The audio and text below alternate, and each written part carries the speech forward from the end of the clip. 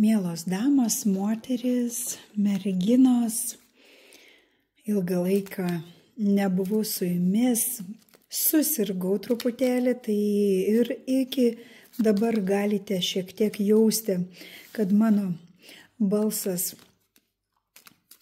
ne visai dar sveikas, bet labai ačiū Jums už Jūsų komentarus, už Jūsų patiktukus. Ir pamačiau, kad visai Jums įdomu buvo dėlionė apie sužinoti apie vyro mintis, Jums. Todėl šiandien siūlau dėlionę, kurios pagalba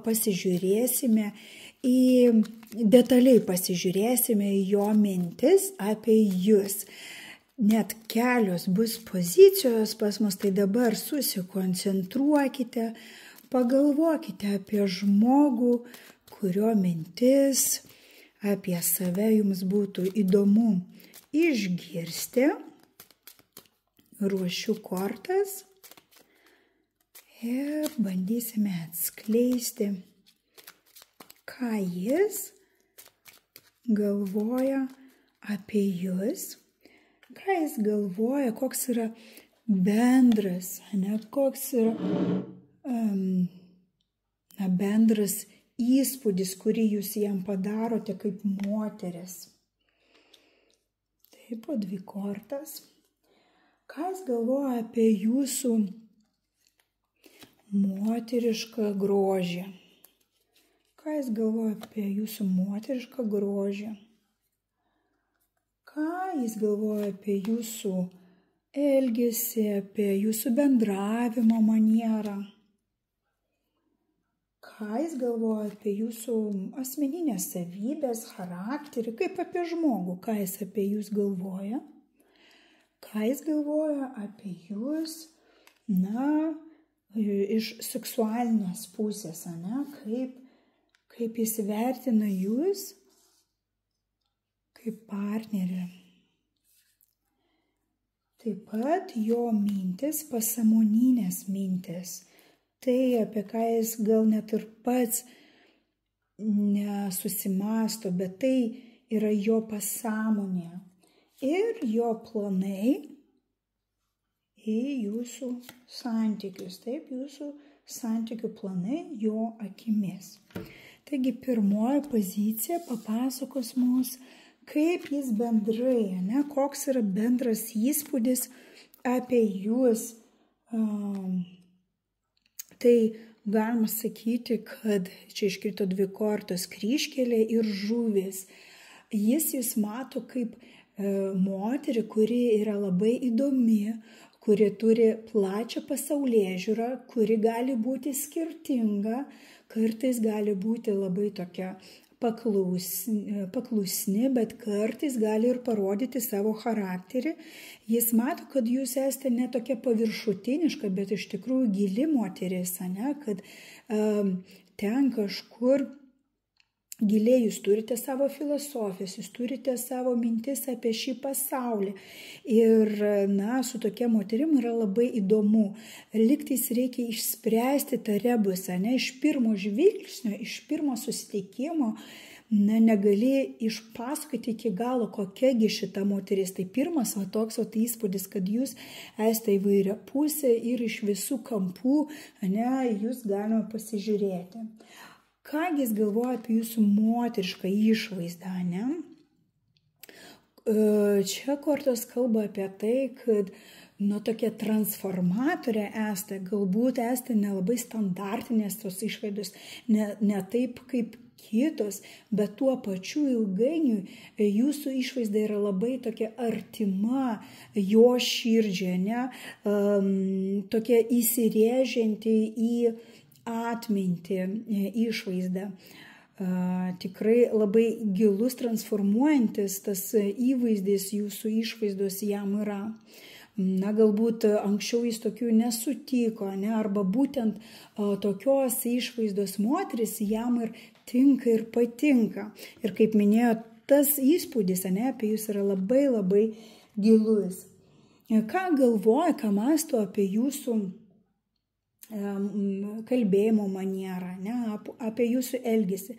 Na, iš tikrųjų, esate tikriausiai pleputė, su jumis lengva bendrauti, lengva komunikuoti ir galima, žinot, su jumis pakalbėti ne tik apie kažkokius gilius filosofinius dalykus, dvasinius dalykus, bet su jumis galima pakalbėti apie paprastus, rutiniškus, kasdienius dalykus. Tuo pačiu jūs turite savo nuomonę ir galbūt tas vyras jūsų, apie kurį mąstote, jis mato, kad savo nuomonę, jūs pasiruošusi pastovėti, ne, jūs galbūt tam tikrą prasme, tam tikromis situacijomis esate ir valdinga ir, kaip minėjau, pasiruošusi pastovėti už save ir už savo nuomonę. Galbūt tam tikros sritys yra jums labai reikšmingos ir ten, tose srityse jūs norite būti karalienė, lyderė, labai toks paprastus ir banalus pavyzdys. Pavyzdžiui, jeigu jūs, žinot, puikiai mėgstate gaminti, bet virtuvė yra jūsų karalystė ir ten jau nieks negali kišti nei rankų, nei kojų, nei nagų, ten jūs esate pilnumoje, tie visi gaminiai ir panašiai jūsų valdžioje. Tai virtuvė tai buvo kaip pavyzdys, bet iš esmės jis mato jūs kaip stiprią moterį, kaip moterį, kuri gali suvaldyti procesus ir gali būti lyderė ir vadovauti. Taip, sekanti pozicija kalba apie tai, apie jūsų, kokius yra charakterio savybės, kaip žmogų jis mato. Ir vėl pasižiūrėkite, čia labai stiprios tokios lyderiškos kortos. Jis mato jūs kaip labai emocionalią, labai stiprią, kaip lyderę, kaip moterį, kuri turi labai daug gyvybingos energijos.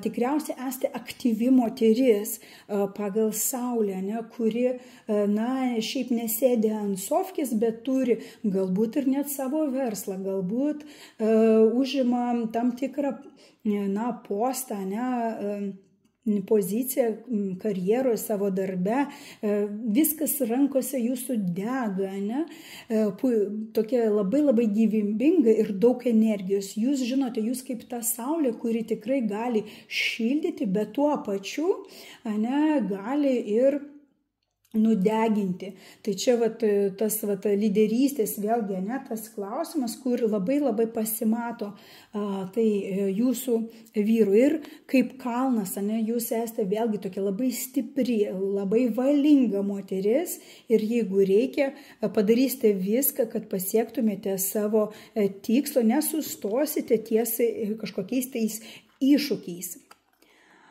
Dabar ši pozicija kalba mums apie tai, kaip jis vertina jūs iš seksualinės pusės ir be abejonės jūs jam esate be galo seksuali, kaip magnetas jį traukite, jūs esate jam žvaigždė, toks kažkoks tai idealas, jų svajonių įgyvendinimas.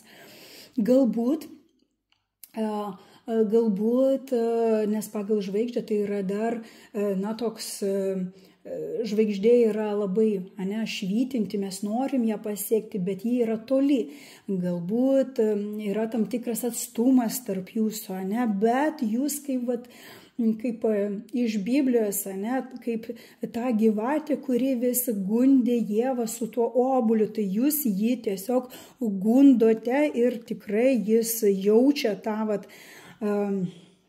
seksualinį jums potraukį ir kaip moteris jūs jam esate be galo seksuali. Tai